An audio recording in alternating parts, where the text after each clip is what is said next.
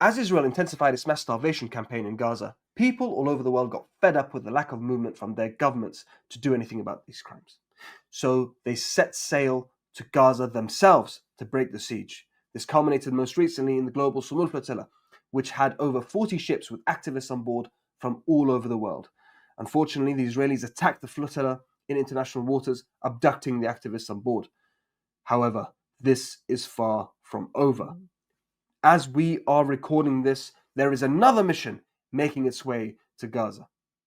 The Freedom Flotilla Coalition and the Thousand Madleens to Gaza set sail a few days ago, and I am joined today by one of the organizers of this mission, Karim Ali, co-founder and director of Gaza Sunbirds. Karim, thank you for joining us. Faris, it's my pleasure to be with you. Thanks for having me on the podcast.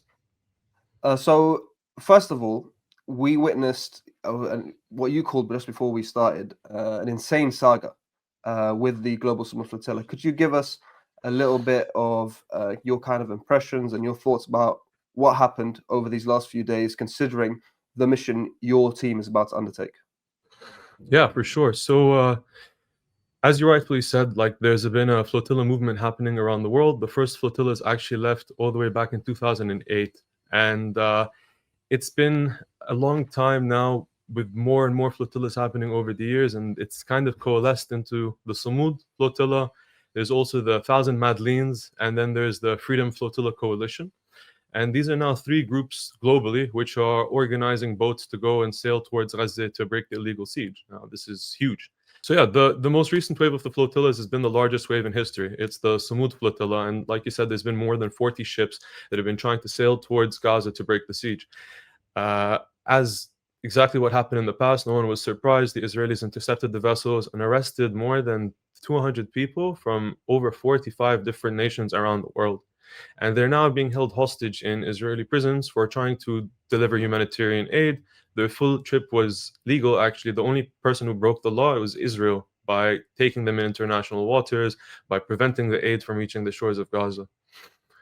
The positive thing, in my opinion, is that this was a major, major success. The Samud Flotilla showed that not only is it possible to enter the Gazan maritime space, but it's also possible to evade interception from the Israelis. And as you can see, one of the ships from the Samud Flotilla made it all the way into Gazan territorial water.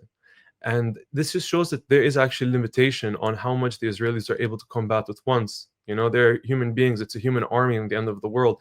50 ships has already overwhelmed them. Imagine if in the next round there's 100 ships or 150 ships, you know? And this is all a very massive proof of concept for the flotillas. You know, up to this point now, no boats have been sunk, which is a massive, massive success. It shows that the composition of the boats was very well. It shows that the global media attention helped to protect them. And then on the flip end, they were able to penetrate, you know? And so this is really, really motivating and really empowering, I think, for the two flotillas that are coming after now, which is the Thousand Madleens and the Freedom Flotilla Coalition, which are probably around 6 days from interception at the moment. Before we talk about your mission with the Thousand Madleens and the Freedom Flotilla Coalition, let's take a step back and talk about the organization Gaza Sunbirds. Can you tell us first what it's about, how you came about, you know, to start this organization? Yeah, for sure. So the Gaza Sunbirds are Palestine's paracycling team. The story started when my co-founder, his name is Ala Iddali, he was shot in the leg by the IDF by an illegal explosive bullet. He was Palestine's cycling champion, but for 8 years he was never allowed to leave. And finally, in 2018, 2 months before he was about to go and compete internationally, he went to a demonstration, which was called the Great March of Return. It's a series of peaceful protests that happened on the border between Palestine and the Israeli entity for a year. And on the first day of those marches, Ala stopped on his way to cycling practice. He was holding his bike, he was wearing a cycling jersey, and he was shot. When he went to the hospital, they asked him if he was shot by a bullet or by a bomb, because they'd never seen injuries like what he experienced. And within just a few days, he was rejected medical leave from Gaza, and it ended up with his amputation. And he called it the amputation of his dream. So I met Ala around 2019, and he had this dream. He got back on the bicycle within just 1 month of his injury. He became Palestine's first paracyclist, and he had this dream to start a paracycling team so that everyone who's experienced a disability as a result of the occupation, or even just experiences disabilities in Gaza, has the chance to reintegrate into society. And with that, the Gaza Sunbirds was born. Across the history of the team in Gaza, we worked with more than 40 people with disabilities, teaching them how to ride bikes, making them join the team, and giving them a pathway to go and represent Palestine internationally. And things were going very well until October 7th. Well, going very well, maybe a bit of an overstatement. You know, Gaza has always been a very difficult place to live in. Gaza has always been a very difficult place to work in. But as far as the team was concerned, we were doing amazing work before October 7th. And then the genocide started, and everything for us changed. You know, by October 15th, Ala and the whole team had been almost displaced from their houses. We were trying to figure out what we were going to do. And Ala called me on the ground. He came up with the idea to distribute some bread to people. And so he went around his camp and he distributed 300 kilos of bread. And with that, the Gaza Sunbirds Aid Initiative was born. And the paracycling team, which was, you know, using their bicycles for rehabilitation to represent Palestine on the global stage, suddenly their bikes were used as a tool to deliver aid in a place with no fuel, no roads, no cars, where everyone was scared about death. And yeah, this is basically a little bit about the team. We're the first Palestinian team to take part in international competitions representing Palestine in cycling. Ala became the first Palestinian to represent Palestine in the World Championships after he was evacuated from Gaza. And just last month, we became the 16th best Thai cyclist in the world in the paracycling World Championships that happened in Belgium. And so the team is doing a lot. The genocide has obviously changed up our entire objectives and the way that we work, but we've managed to stay true to ourselves and true to our mission. So it's very clear that you guys have done some amazing work over these last few years, and you've had some incredible successes. What made you decide that what you were doing was not enough and that you needed to take part in the latest mission from the Freedom Flotilla Coalition? So it's not so much that we think that what we're doing isn't enough. No, but it's not about enough or not enough. It's about what is actually making an impact on the ground right now today. You know, for more than 720 days, our team has been on the front line distributing aid, risking their lives to distribute sacks of flour, to distribute essentials to children, to women on the front line of this genocide. And even with all of this, even with the global attention, with all of the stories that we've been sharing, the world isn't responding. The genocide is only getting worse. Israel's impunity is only growing by the day. And we actually got a call from a group of activists who were planning to organize a ship as part of the Thousand Madleens. And they told us that they really love the team, they really love the mission, they love everything that we stand for. And they asked us to name a boat after the team. So they wanted to use our team's name for a boat. And we told them, of course, yes, it would be our absolute honor. And not just that, actually, but by them carrying the name of our team to honor us in solidarity with my team in Gaza that's on the ground, we decided to come together and to support them as well. Like, you know, these flotillas are very dangerous. They need visibility. They need support. And so what me and Ala ended up doing is we ended up going and spending time with the entire crew in the week before they left and providing them with motivational support and answering questions about Gaza and about Palestine and having all these kinds of conversations. Because, you know, these are day-to-day civilians that are leaving everything in their lives behind. They're leaving their families, their jobs, their livelihoods, and putting it all on the side for Gaza, for Palestine.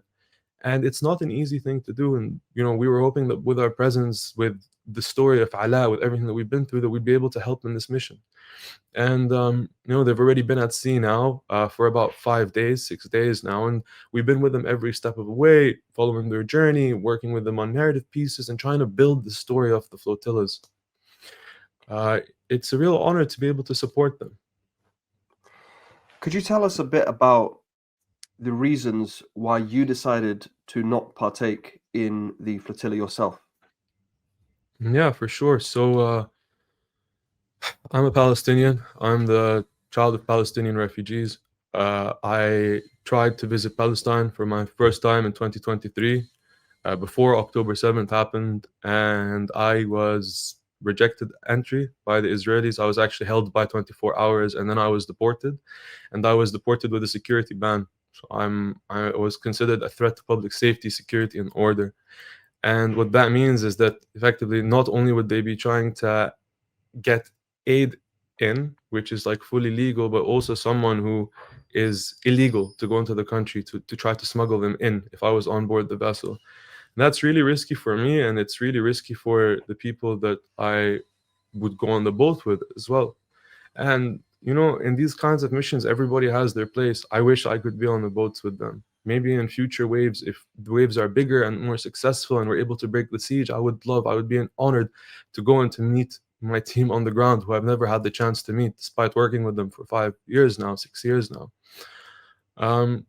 But for the time being, I think everyone has to play to their strengths. It's a big global movement. What maybe people don't see beyond the people on the boats, that there's so many people in the background helping to make the boats happen, repair them, buy them, run the comms, run the communications, the trainings, getting the crew ready for the mission of their lives, And until the time is right, I'm just going to have to stick to my place for the best of the movement, basically. And yeah, it's unfortunate.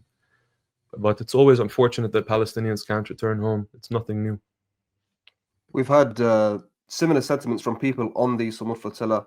I think it was Taig who spoke briefly about how many of his Palestinian friends wanted to be with him, but they couldn't because not only, as you mentioned, they jeopardized themselves, but also they jeopardized the mission because the Israelis have shown they have no care for Palestinian life whatsoever, and even in some instances to European life. We saw that with the South Central Kitchen. However, the part of the strategy, sadly, has been to put white faces on these boats because hopefully that will give protection. The potential consequence from Western nations is the only thing keeping the Israelis at bay at this stage, it seems.